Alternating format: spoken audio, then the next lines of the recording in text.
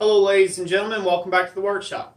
Today I'm going to be showing you how to forge a very simple Bick for your anvil. Thanks for watching. Okay everyone, here we are at my anvil. I've got a scrap piece here of 1-inch round stock. I've done a couple different videos just showing some stuff, power hammer, drawing stuff out. This one was from proper hand forging techniques. We kind of got that little bit of a cold shut in there that I had talked about and explained about. But that's not what today's about. Today is about taking and forging a Bick for your anvil. So I'm just going to take what I've got here and just do a kind of a quick continuation on. I'm going to use this end. I'm going to cut this off and then, reforge that point out. A lot of guys' anvils don't have very good horns on them or very sharp horns, and it would be advantageous to take and have a Bick for the hardy hole for a lot of different reasons. A Bick is a pretty simple object.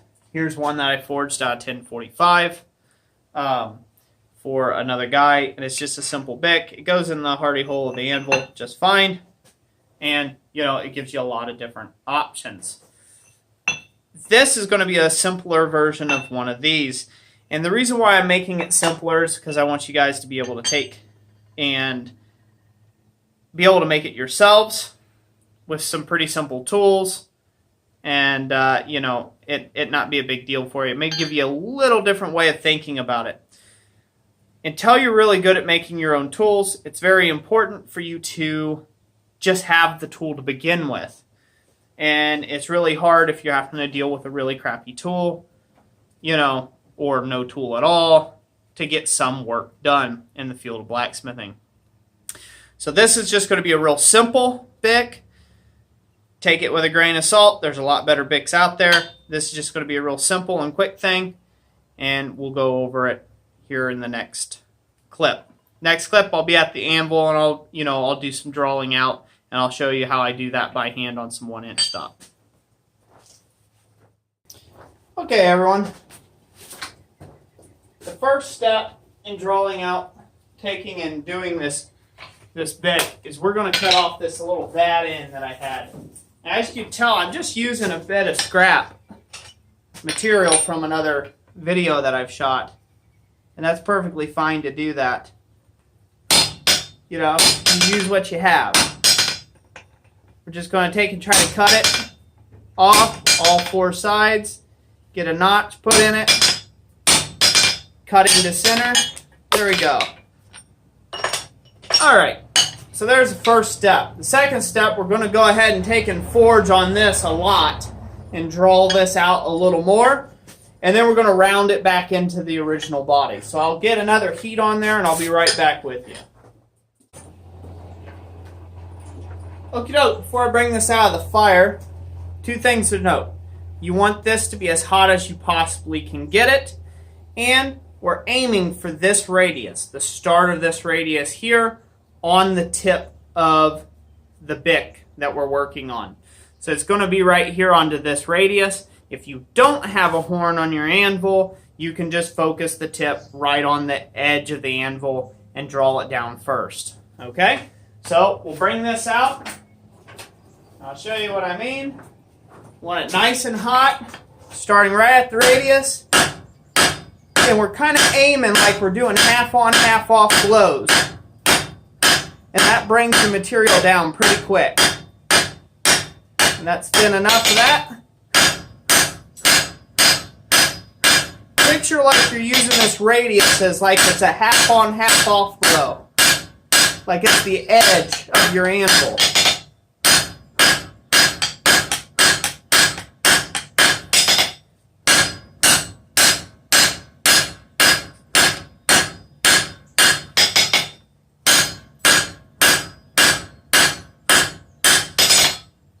So we're getting this nice and squared up. This is getting too cold to work. So there you go. You guys can see that pretty good. Hopefully. So, alright, we'll come back and we'll get another shot of it.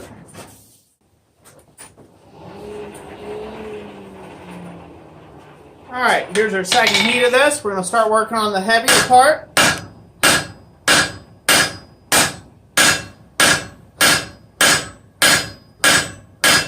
And all we're doing is trying to draw it down nice and even and progressively into the smaller part. More controlled.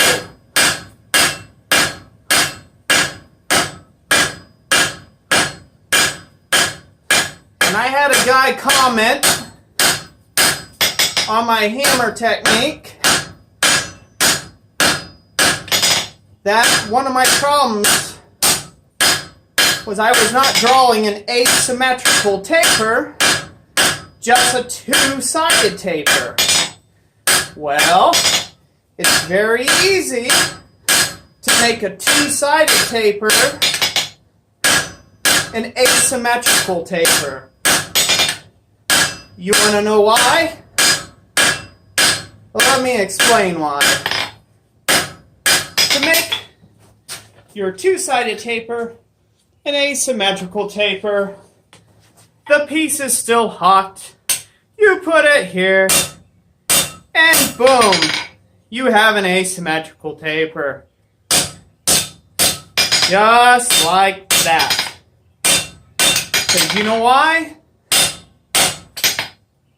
Steel is malleable while it's still hot. So it doesn't matter if you do a hit, turn, or you waste time and go to all four sides and have to play all this dancing around in your tongs. Hit, turn, hit, turn, hit, turn, hit, turn. It draws it just as quick. So, that'll be that. Next heat, I'll work back a little further, and then I'll finish off this taper and put it through its final cleanup work before we round it up.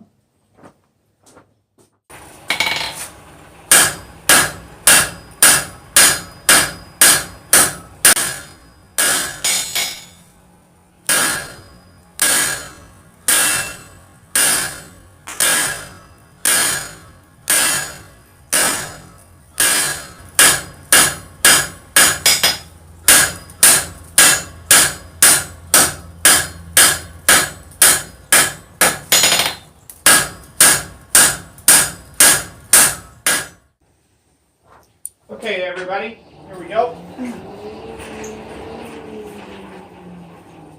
Hope you all enjoyed that. Now we're going to start rounding this up a little bit. I start at the thickest portion and slowly work my way down towards the smallest. Now, you can spend as much time on this as you like to get it right. It is my suggestion to take it close and then sand it or file it the rest of the way to where you like it to be completely.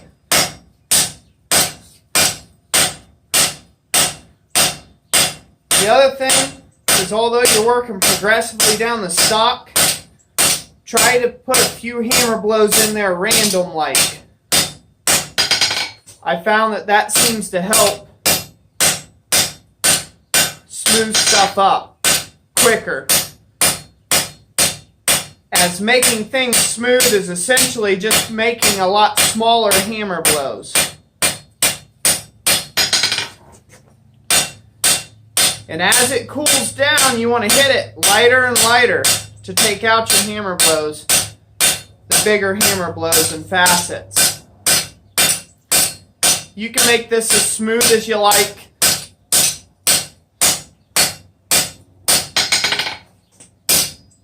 And you can work it down to whatever heat you like. A nice black heat, which is a really dull red. Hopefully it's showing up in the camera now. It's a really good point to really put that finishing touch on it to make it really nice and clean.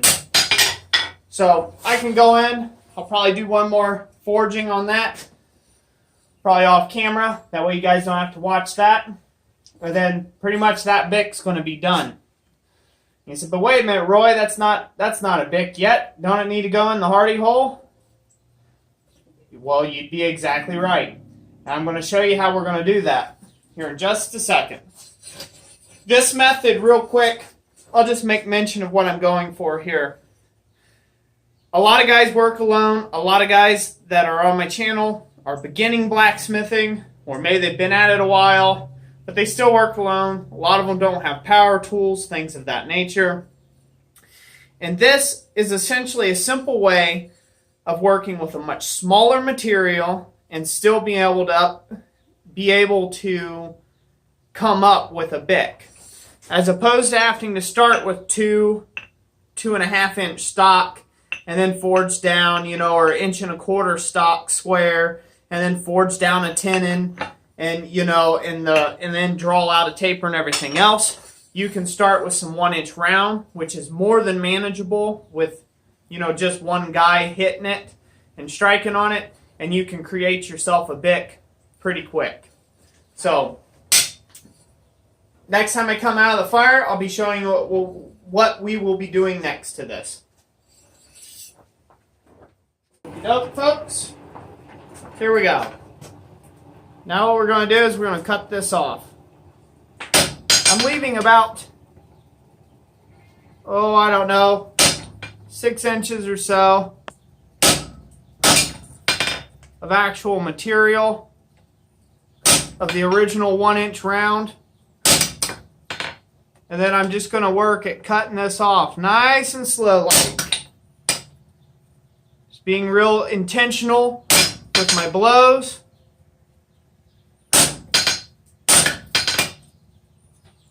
I want to sever it off nice and clean and all in one go.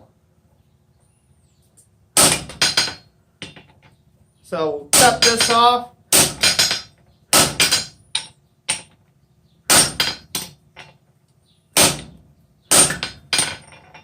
I keep taking it off the edge of my hardy tool for a minute or so, just to try to allow that hardy tool to cool a little bit. That way I don't develop a soft spot.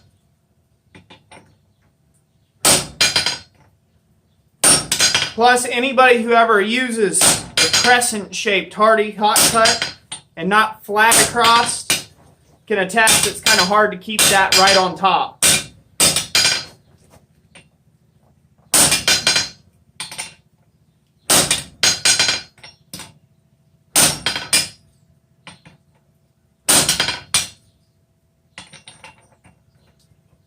I don't like exposing my tools to too much heat, so I find it's easier that way. I don't have to have the longevity. I don't have longevity issues, you could say, with my tooling. The way it lasts. This thing's going to be hot, but we still need to get it off the hardy. And there we have it. So we got this Bick cut off. You say, okay, well, Roy, that's not much of anything. How's that going to help us? Well, next step in this process is we're going to draw a reverse taper on here. But we're going to keep this taper flat. And the reason for that being, for those of you that are going to want to skip ahead, or maybe don't want to watch the whole process, I'm going to draw down another piece, and I'm going to use it as a wedge. So this way, when this is bent over, I'm going to put it in the hardy hole and be able to bend it over this way. With that wedge bit sticking down in there, I'll be able to drive a wedge down in there, much like a concrete wedge. And that'll hold the hardy tool still and won't allow it to rock around and jump and bob around a whole bunch. So this is just another way of creating a hardy tool and making it useful with the Bick. So the first thing in that process, we're going to bring it out. We're going to just draw down pretty much just a one-sided taper. A nice big flat taper. Make that a full 1 inch square across. Alright. Got a nice bright heat on this. And we're just wanting to take and draw a flat one-sided taper on about 3 inches of this material.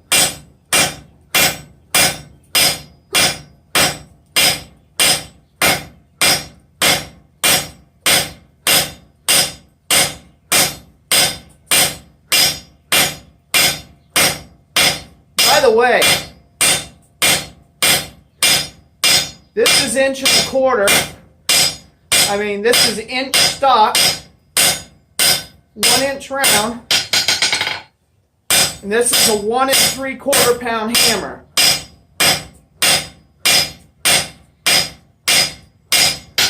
Swung with what I consider to be the correct method of forging.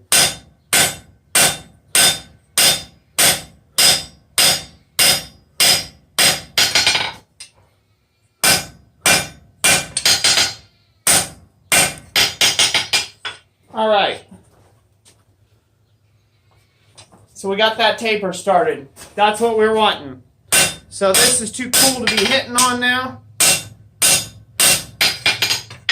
And as you can see, it's a lot wider than our hardy hole. But we're going to fix that. The purpose in this taper is twofold. One, it helps the wedge stick. And two, not only does it help the wedge stick, but thinning this material down helps when we go to bend it 90 degrees. This good and hot again. We'll stand it up. And we're going to start squaring that down to 1 inch.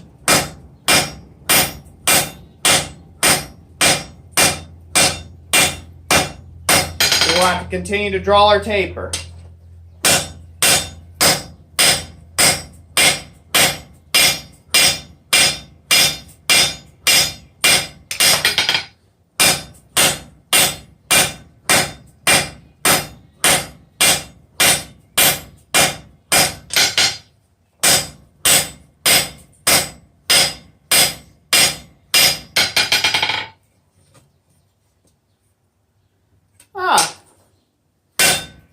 We're pretty much getting there, guys and gals.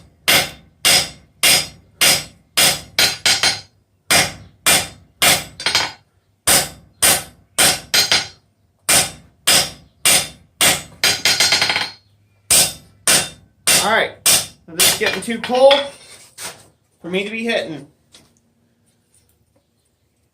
Just a wedge shape. In the camera, it always looks a little hotter than what it is. But that's okay. It cleans that up. Good to go. Just wanted to keep that, maintain that one-sided taper. All right, I'll be back with you with the next heat. All right, I'm going to finish this off. Really nice and thin now. I'm just really kind of cleaning up my taper. Making sure it looks real nice. Even.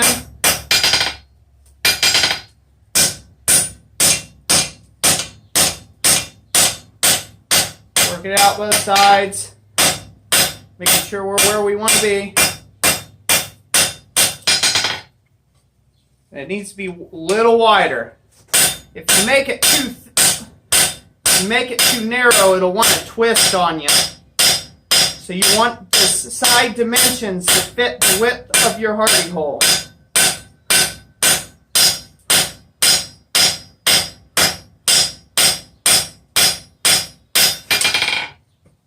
That way it won't. That way, when it's bent over, it won't slide around on you.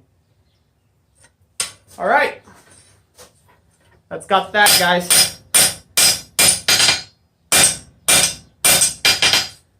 Nice and squared up. Good clean job of it.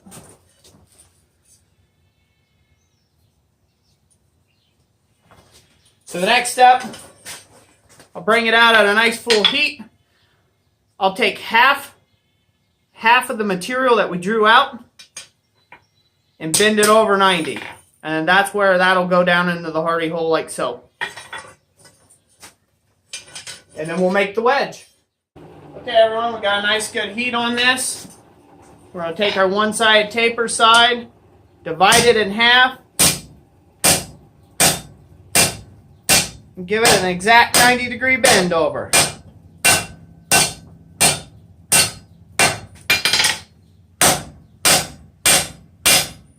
Hammer this joint a little bit.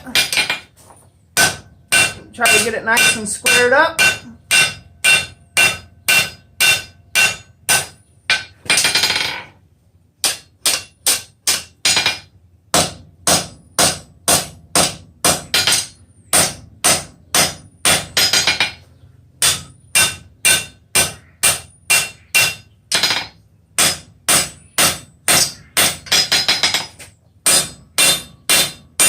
Keep it right at the anvil where it's going to sit.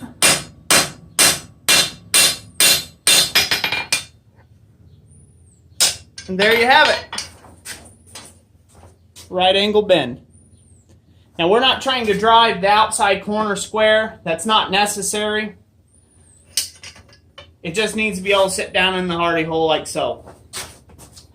So you may have to do what you got to do to get this nice and squared off and angled the way you like it. Where it sits at the angle you want your Bick to sit, coming directly out. So that's the first stage, all done. As you can see, it took me a couple heats. I did one off camera, and you know, it's pretty much what you've seen from there. So that bit's done. And if I didn't mention it at the start of this video, this is just mild steel I'm making this out of. This can be easily done with anything. 1045, 1095, whatever your selection of steel of choice would be, you can make this. So, H13, you want to work really hard, 52 100 or something like that. I heard that that's a real pleasure to work with. You could do any of those. So, but that's essentially what we're looking for. As you can see, it's got the taper this way, and that's critical. So now we'll move on to our next piece, our wedge piece, and we'll be done.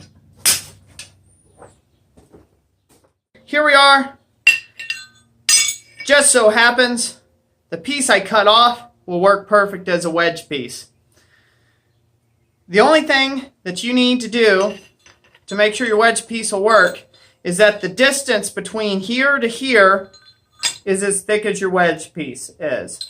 That's it. You don't want this obviously to be smaller. It just wedges right down through and then you miss it.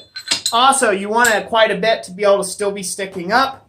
So this way it makes for ease of removal of your little Bick here. So, sorry, hopefully you guys don't feel cheated that I, took the liberty of taking the shortcut and using the piece I already had. But it was overly convenient and saved me some swinging and hammer blows. And it also saved another 10 minutes of this video. So, to make this work, you put one piece inside the other here. Give it a couple taps. And now, it won't go nowhere. So, it's not going to wobble around on you, this, that, what have you. To take it out, you just have to pop it a few times to break the friction. And out it comes. So, that's it for today. If you liked the video, give it a thumbs up. If you disliked it, give it a big thumbs down. Either way, I enjoyed making this video for my loyal subscribers. I hope you all enjoyed it. God bless you. And yeah, let me know what you think in the comments. We'll talk to you later. Have a great day.